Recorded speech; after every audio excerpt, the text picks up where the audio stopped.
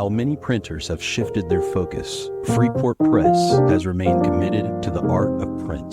For companies that need a printing partner for magazines, look no further than Freeport Press. We offer the capabilities a customer would expect from a national printer while offering the level of customer service clients expect from a family-owned business. Freeport Press. We do print, and we do it well. freeportpress.com.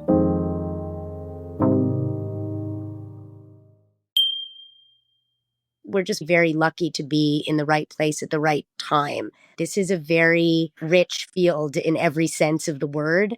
And it just so happens that we're in the center, at the front of a conversation around psychedelic culture that's only just getting off of the ground.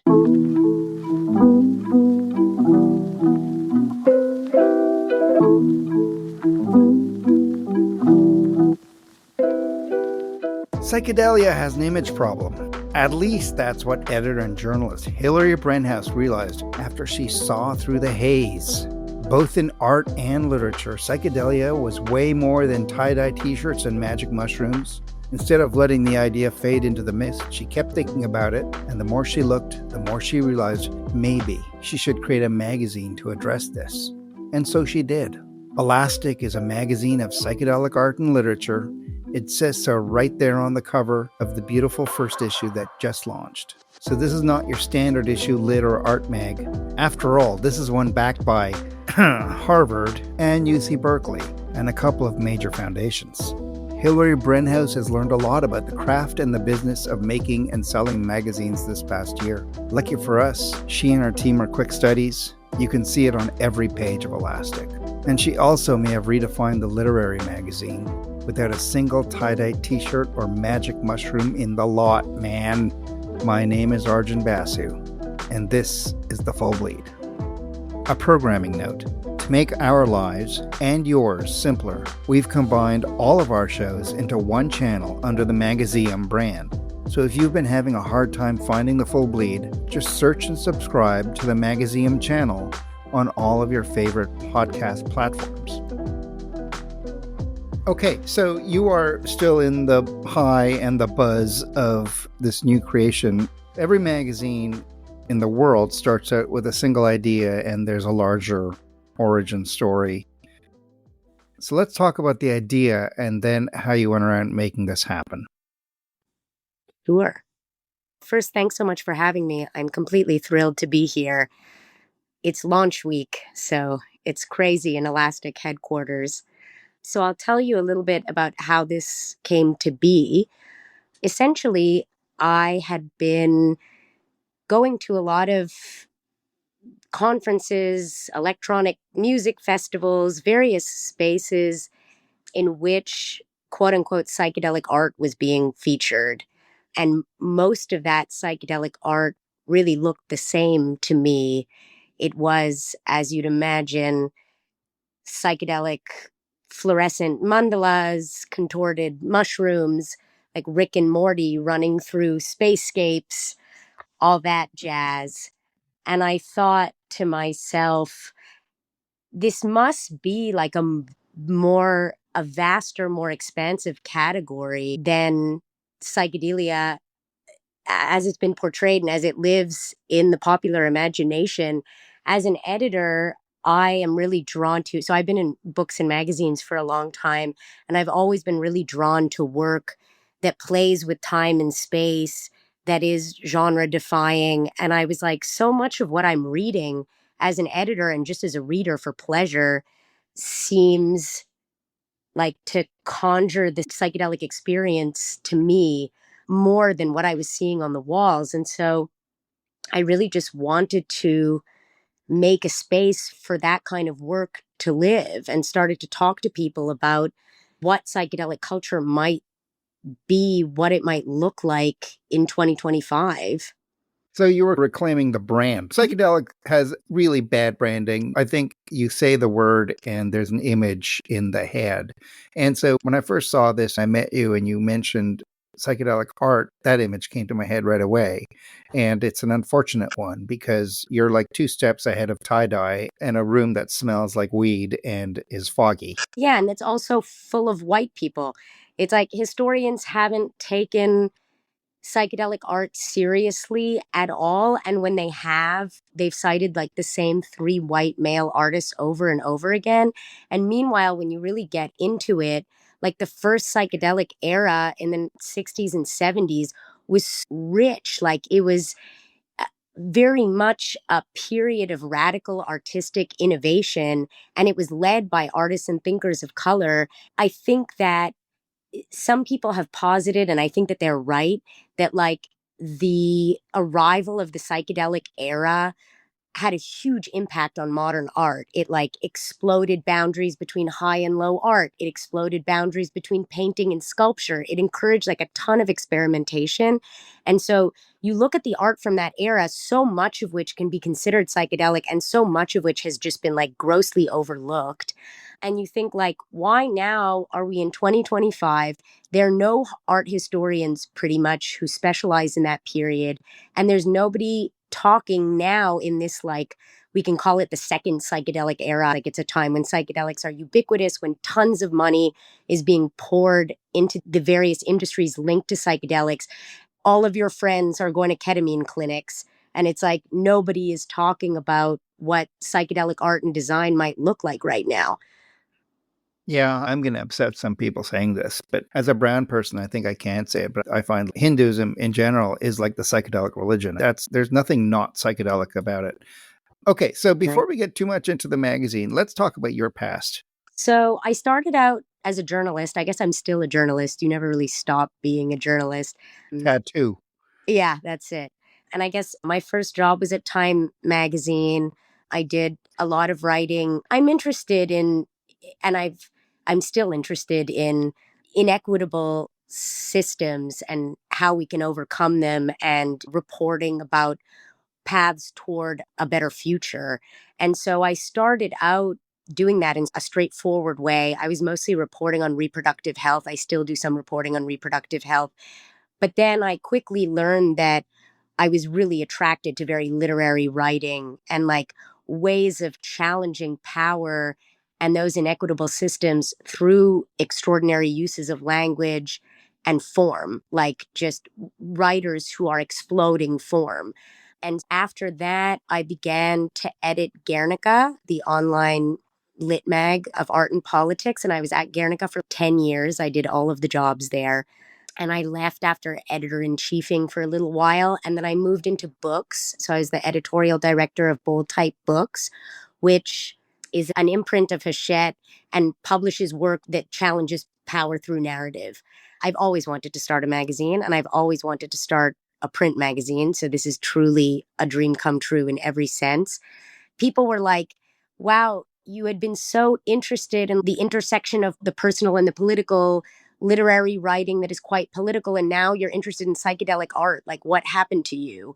I've always said that this work, to me anyway, is like extremely political and fits so well into my interests and my career path, because these are writers and artists who don't give a shit. They are like resisting the shapes that the literary world and the art world are constantly trying to push creators into. They're experimenting with time and space, often to resist colonial story structures, linear story structures, to embrace like alternate histories. Just, and some of the time they're just like, I'm not going to plumb my identity. I'm just going to make work that is elusive and disorienting, and I don't have to give you a reason for it. And I think that's like incredibly subversive. So that's my past. Okay, so then we get to Elastic, and you have this idea, and magazines they're not easy at the best of times. And if you look at the masthead and everything, you see these two funders from these two schools, Harvard and Berkeley. How did that come about? So, as I was working on the idea for the magazine and thinking about drawing up like a visual mock up and thinking about like how to find investors for this thing, Harvard and UC Berkeley came out with this initiative called Psychedelics in Society and Culture, which is funded by the Gracias Family Foundation and Flourish Trust. And they essentially were inviting proposals for projects that are interested in psychedelic culture. I think because psychedelic research was shut down so swiftly and intensely the first time around, and I think there is this feeling right now that if we want to do research related to psychedelics, it has to be legitimate. Like we have to keep it. We're trying to heal people from PTSD and XYZ. It's just like this is a medical endeavor. And Harvard and UC Berkeley are like, what happens to the humanities in all of this? Why aren't we talking about the impact that psychedelics can have on artwork? And I was just like so thrilled to see that. And at the same time, had been in the middle of building a body of contributing editors and artists. And some of them were from those schools, like the wonderful Laura Vandenberg, who is like a very prolific novelist playing with time and space, who's at Harvard. And so I just recruited this band and was like, let's go for this funding. And thankfully, we're, I think, the only project that applied to both schools and received the funding from both schools. We've just applied again, so cross your fingers. But yeah, they've been like just a massive help. People are always asking me what I mean by psychedelic art and literature, and I have an answer for that. But like, I never set out to be a gatekeeper, and I really feel like this is the goal. The primary goal here is to start a conversation that is not being had or is only just beginning. And Harvard and UC Berkeley were like the first major institutions to be like, let's start having this talk. What about psychedelics and art? What about psychedelics and music? So you've answered there's a chicken egg question I've been having. Again, back to the making of this, every editor starts with a blank page. And you literally started with a blank page, a blank canvas.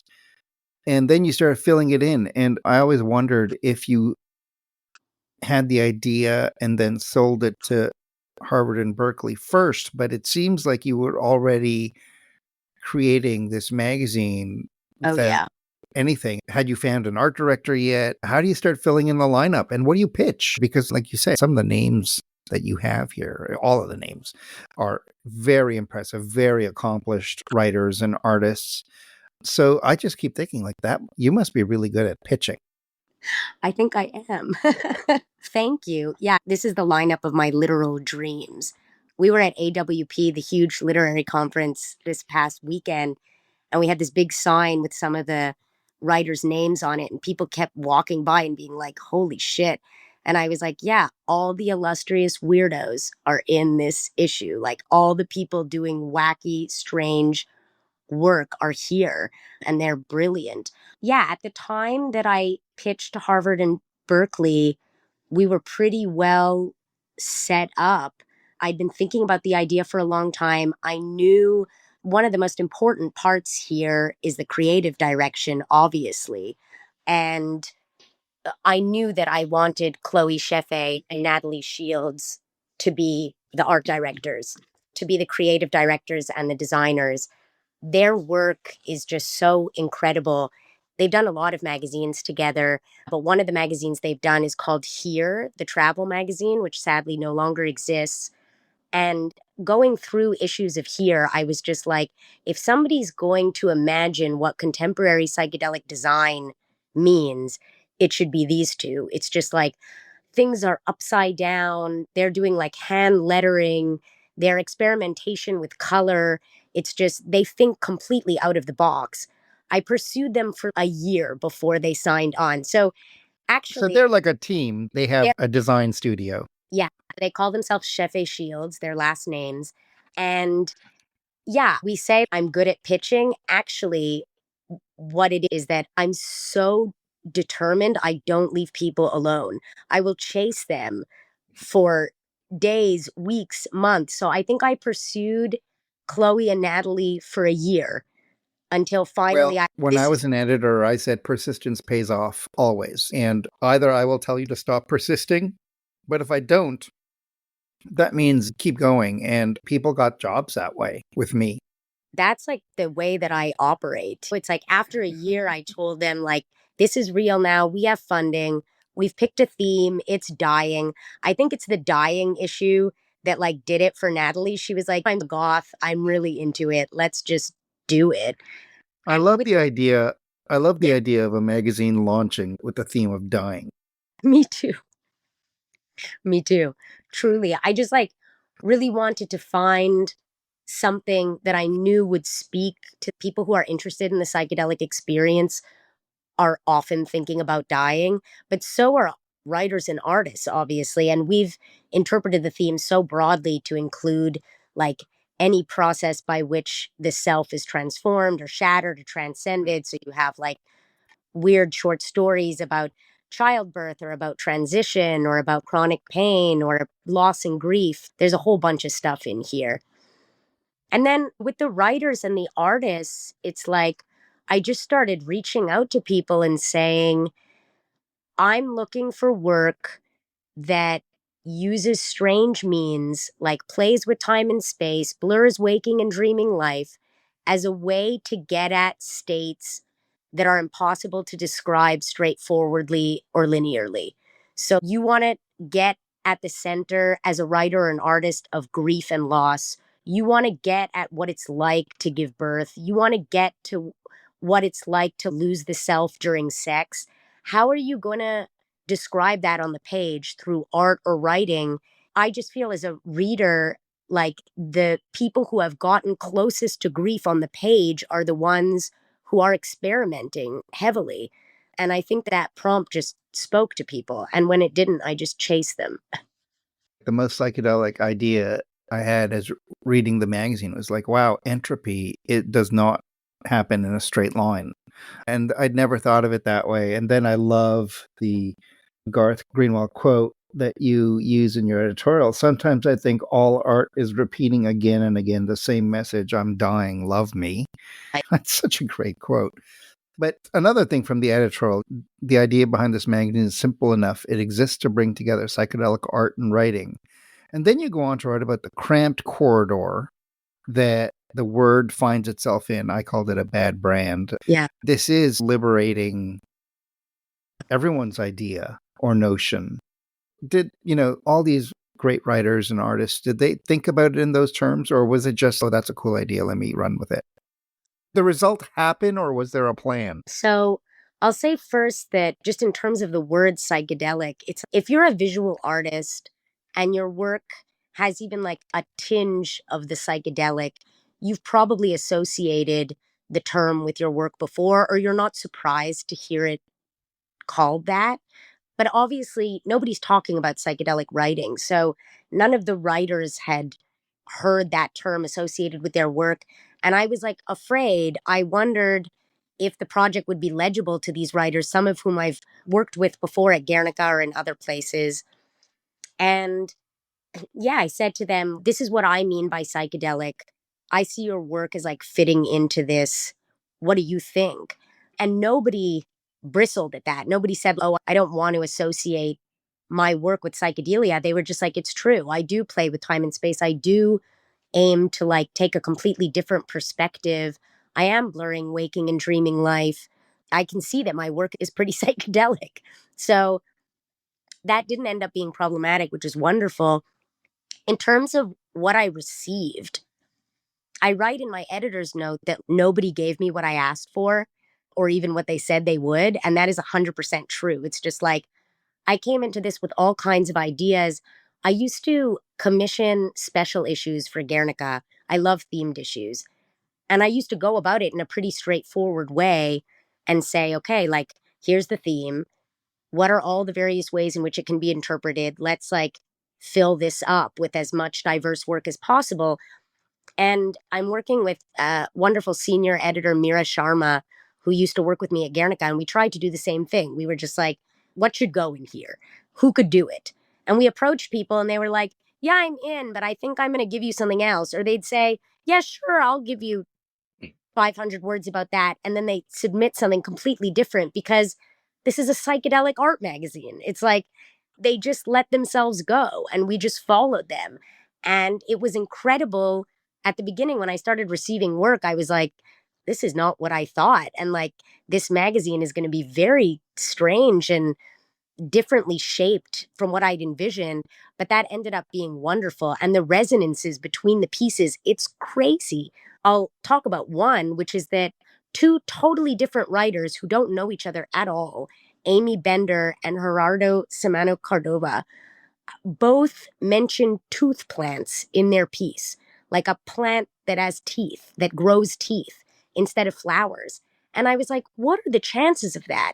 It felt so wildly psychedelic, like when you take a psychedelic substance and you see something weird, and then like an hour later you see it again. It's like, that's what this issue feels like. And so I approached this artist, Matthew Palladino, this painter who's amazing, who doesn't really take commissions. And I was like, you make incredible trippy plants. I want a tooth plant for the cover. I know you probably don't usually take commissions, but this is what's going on here. And he was like, Amy Bender was my language arts teacher in elementary school 30 years. So yeah, I'll do a tooth plant for you. I was like, there's nothing more psychedelic than this. And it's like, in the end, the magazine feels like the trip to me. If you read it from cover to cover, as I have 1,000 times, it's wild. We'll be right back. Hi, this is Jeremy Leslie at Mag Culture. We're proud to support The Full Bleed because we love magazines too. Visit magculture.com and see why print is far from over. It's just getting started. Read the journal for interviews and reviews, listen to our podcasts, visit our shop in London and online, and come to our live events in London and New York. We love magazines. Subscribe to our newsletter for weekly updates, all at magculture.com. Print is Dead is made possible by the support of the Society of Publication Designers. The SPD powers the future of visual storytelling, setting the standard for editorial excellence and shaping the future of visual culture. For more information, visit spd.org. So you talked about Harvard and Berkeley and the foundations. I have to ask about the second issue, and you're still on the high of the launch. For our listeners, this is early April, and Elastic has just launched and still has some launch events coming up. So you're in the high of this period, and look, congratulations, you've birthed a media, and that's just hard. But at a certain point, and you've probably already started thinking about the future, and so is the magazine contingent on that funding? Do you have to fulfill anything? Is the funding contingent on anything? So what's the deal there? Yeah, I'm hopeful that we'll have a second round of funding, but we've also just met so many people very gratefully over the past few months who are interested in donating, who have encouraged us to apply to grants. And so I don't think it's going to be an easy road, but we've started putting the second one together. It'll be the theme, I think I can just reveal now for the first time, will be on like interspecies exchange. So many people in this first one wanted to write about like plants and animals and humans and the various interactions that can happen there. So we're going to have a lush second issue full of plants and animals and humans and other species. I hope that these two universities stay involved. It's been like an incredibly fruitful, generative relationship, but thankfully a lot of other funding sources have presented themselves. I think we're just very lucky to be in the right place at the right time. This is a very rich field in every sense of the word, and it just so happens that we're in the center, at the front of a conversation around psychedelic culture that's only just getting off of the ground. So I was pitching a panel to Psychedelic Science, which is probably the largest psychedelics conference in the world, that takes place in Denver in June. And I myself was looking desperately for an art historian who specializes in psychedelic artwork and couldn't really find anyone who fit the bill. And since I began that search, there are a whole bunch of other people who are also on the same hunt, and they found me. So they're coming to me like I'm the art historian who specializes in psychedelic artwork, which is so funny. At this point, I have plenty to say about psychedelic art, but I obviously don't have the training of an art historian or a scholar. But I've been asked to write like museum exhibition catalog introductions and all kinds of things just because this is like an empty space and I'm in it. Once you put a tooth plant on your cover, you are an expert in the tooth plant. Just sounds like it should have been on the cover of issue number 2. It could. I think that there's so many things that could just live. I think that these issues, if you collect them all, will just seem like one big fluid thing, which is also the nature of psychedelic artwork. There's so much here that is about dying, but that also has to do with plants and animals. There's like the wonderful Henry Hoke, who came by our AWP booth, who wrote a novel, one of my favorites, called Open Throat, from the perspective of a queer mountain lion like roaming the hills in LA. And it's such a cool book. And it's like Henry wrote something about all his dead pets for this issue that also could have lived in an issue about people and animals. But yeah, I think that in the end, it'll be interesting to see. I suspect that all of the issues together will feel like one big fluid project. Yeah, you talk about people and animals, and then I start thinking about anthropomorphized cartoon characters. I just saw Night Bitch a few weeks ago, and I'm thinking about that. That's a pretty psychedelic book. Oh, completely. And the movie, it was actually really good. I didn't think it would be, and Amy Adams did a great job. What have you learned about magazines, especially print? Guernica's been around a long time, but you were on the visual. What have you learned about magazines while doing this? Just that it's so difficult to put one together. Everybody told me, beware of distribution. Like, distribution is such a bitch. It's going to be terrible. There's so many things that I put off until I could no longer put them off because I didn't want to do them.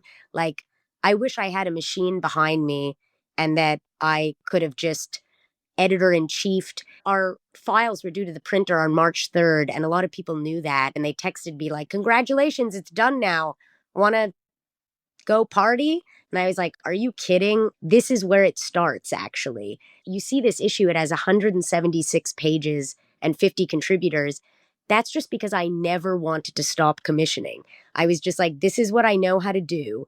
I edit and commission, and I'm just going to keep going until somebody makes me stop. After that, it's first I had to deal with the printer, and then I had to deal with distribution and shipping, and I'm still dealing with that now.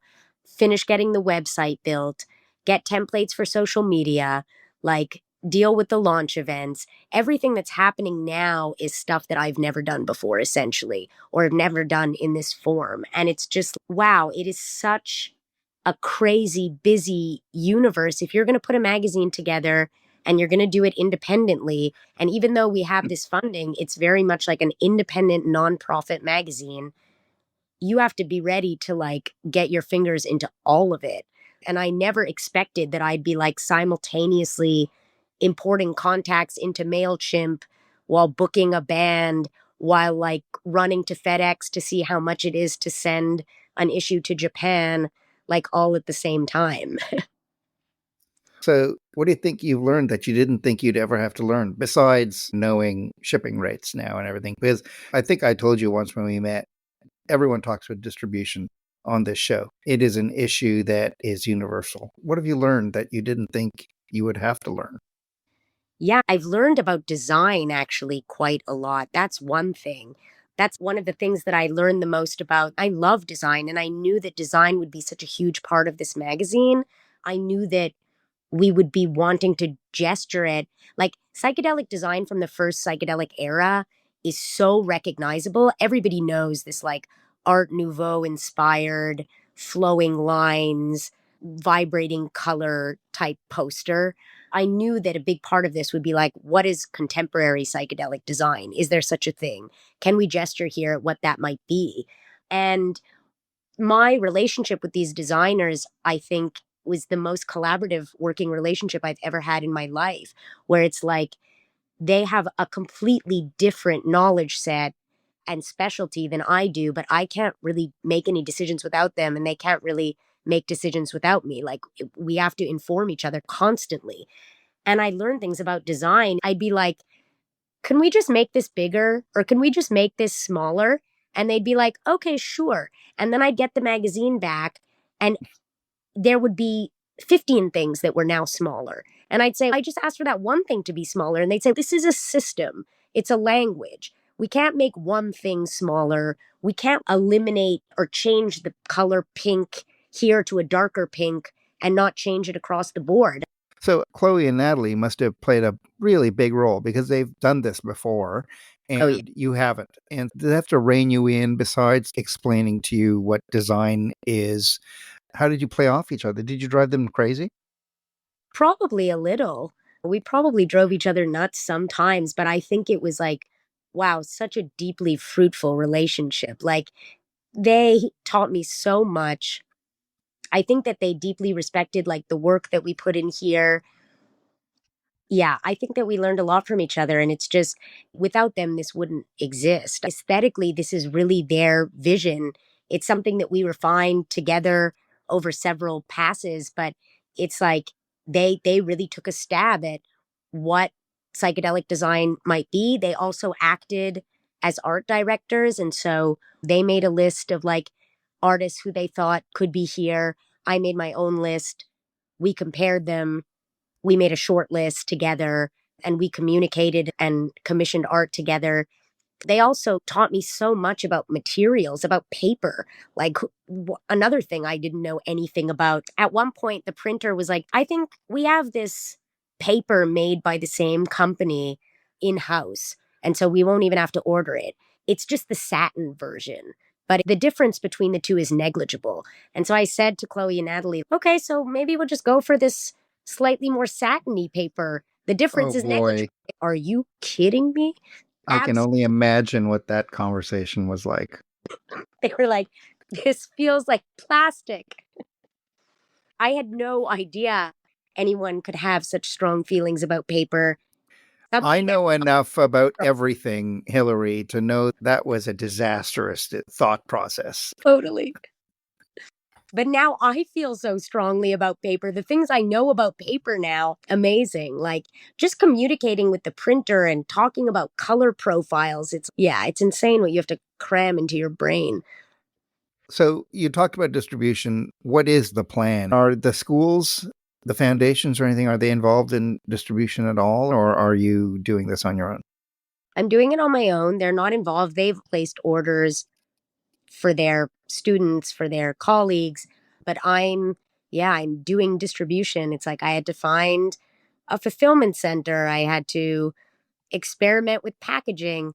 Anya from Broccoli Mag, who you recently had on here, told me over a call, these things look like paper objects, but they're like glass. They are so fragile. You can't imagine how fragile a magazine can be. And she suggested that I get like a bunch of different envelopes and then slam the thing, at the wall pretty much. And that's what I did. And it's crazy to see. It's like you touch it and the corners are messed up. So there's so many moving parts, obviously, to figure out. But it's like people are mostly buying them online, also in person. Like we just had this conference.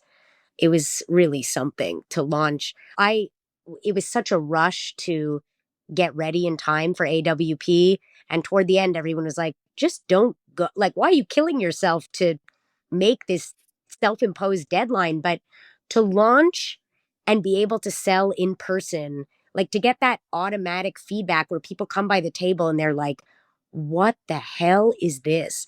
It looks so different. It's so beautiful. I want it immediately. So I'd love to, given how like lush and immersive this thing is, I'd love to sell in person as much as possible. Otherwise, we're just like shipping them out to Canada and the US and praying that we'll be able to open up to the rest of the world soon, because the number of messages in my inbox that are like, get one to Australia, get one to Belgium. I'm like, okay, I'm working on it. So this is a weird question to ask, but did it meet your expectations? It did meet my expectations. Like, it's such a crazy, quite psychedelic actually feeling to like finally hold something that you've been thinking about for 2 years. And we did this unboxing video on Wednesday. Like I arrived at the LA Convention Center for this literary conference, and my husband came and Mira, our senior editor, and I opened a box for the first time. Also a crazy thing, like to hold the thing and then immediately have to put it on the table and sell it. It's like you don't have time to go cry in a closet with it. There's no like processing period. And he started filming me, and it was meant to be like this very joyous unboxing video.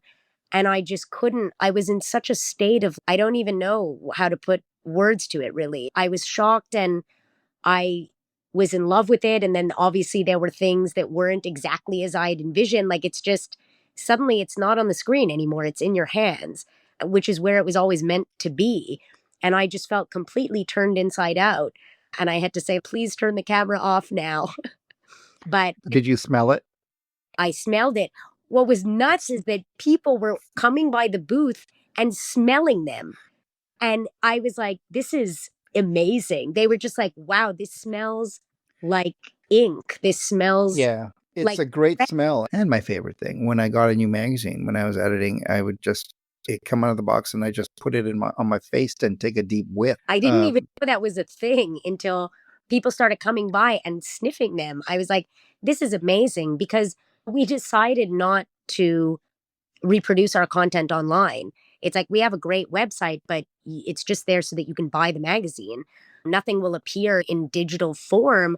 And one of the reasons for that is that it's a psychedelic magazine. It's meant to be a sensory experience. You're meant to sit there in person with it and to touch it. And so to have people smelling them felt very apt. Okay, so we always end the show with asking our guests their 3 favorite magazines or media right now. And what are yours? So this is a very hard question. I think I'm going to cite 3 magazines that deal with, and just a coincidence because they are my 3 sort of faves right now, but they all deal with either religion or spirituality or like transcendence of some kind, which feels like very akin to what we're doing in some ways. One of them is Acacia Mag, which is a new print magazine for and of the Muslim left. It is amazing. I think that it's akin in some ways to Jewish Currents. It's this leftist magazine aiming to bring community together for political and creative purposes. But it is so beautifully designed by Arsh Razuddin, who is a book designer and a magazine designer too, who I've admired for a really long time. And it's edited by Hira Ahmed. The second thing is Emergence Mag, which I think calls itself a magazine of like ecology, spirituality, and culture or something like that. And it's such a big object. I think now they've gone hardcover, which is awesome. And the last issue was about time, which again feels like just adjacent to Elastic in a lot of ways. That magazine is amazing. I spoke to those designers at one point about their practice, and they were like, we go to the printer like once a week to talk about glue and make sure that when you open the magazine, it like opens in a very particular way and doesn't make a sound. I was just like, oh my God, there are people thinking so hard about glue. It makes my heart sing. But that magazine also is just like a feast. And both of those magazines, and I'll say the third one first. So the third one is called Amulet, and it launched at the beginning of March, and it's online only, but it's a literary mag for about like religion and spirituality for seekers and skeptics, I think that they put it. And so it's about, there's all kinds of things in there, poetry and short fiction and essays, also deeply literary in the way that Elastic is. I think that we share some contributors, like a lot of them are very literary writers. And I just love that. I don't know, I feel like the Lit Mag is redefining itself right now. And it's very fun to see a project like Emergence that is in Europe and has this ecological bent and is running these like giant, amazing photographs, be interested in the same poet I would publish in Elastic. I think it's very fun for all of these literary writers not to just have to appear on a white page in black type. Somebody came by our table this weekend and said, you know what I think? Lit mags at this point should either be this, like an art object that you want to display on your coffee table, or like a zine that you staple together in your basement, and let's get rid of everything in between. That would be a very interesting conversation to have, actually. Go big or go small. And if you're in the middle, too bad. Nothing lives in the middle anymore. Totally. Hillary, thank you. Good luck. I look forward to issue number 2. Thank you so much for having me. This was awesome.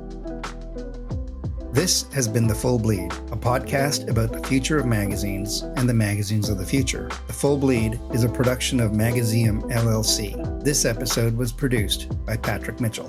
If you'd like to comment on the show or just, start a conversation, send me an email at hello@magazium.co or visit our website at magazium.co, where you can read transcripts of all of our interviews along with portfolios, archival photos, links, and more. We've got a swag shop too. My name is Arjun Basu. Thanks very much for listening. Welcome to the future.